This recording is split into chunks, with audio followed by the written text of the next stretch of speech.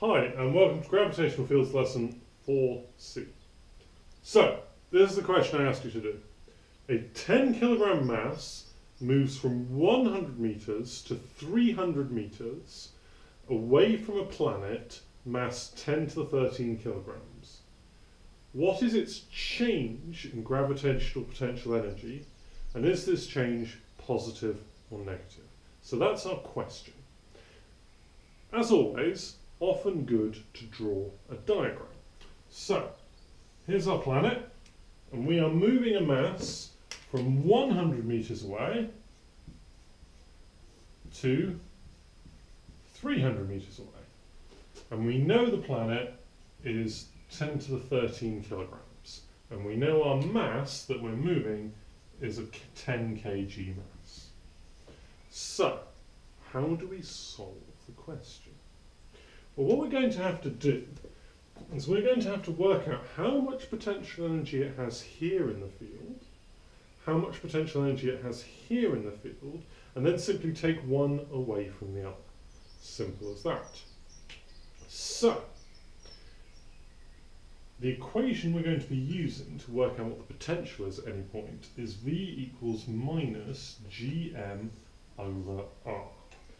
V is the potential we're trying to find. That's, remember, the potential at a point in the field. So the V is going to be different here to here. As we move further away from Earth, the V is going to change.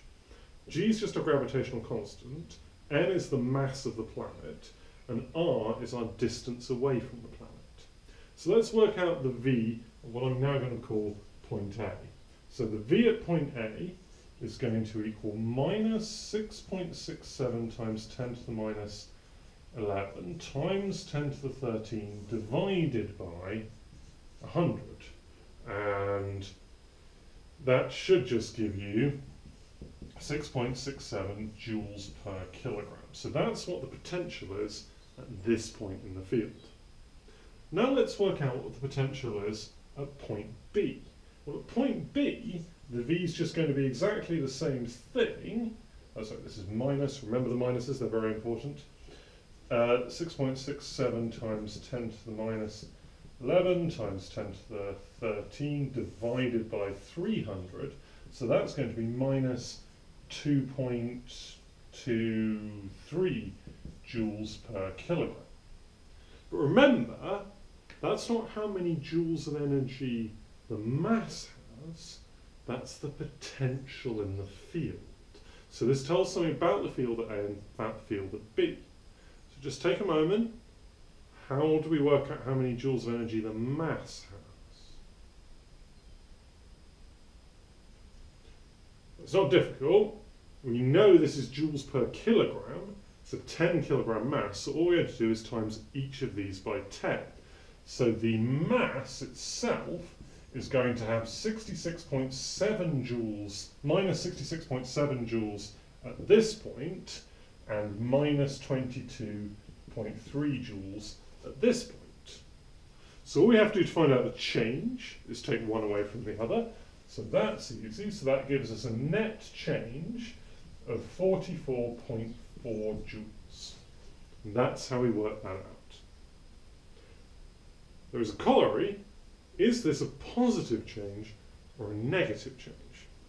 Well, there's two different ways of answering this. The first is just think about it. We're moving further away from the planet, so we'd expect a gain in GPE. I lift something up, it gains gravitational potential energy. Simple as that. Do our numbers work?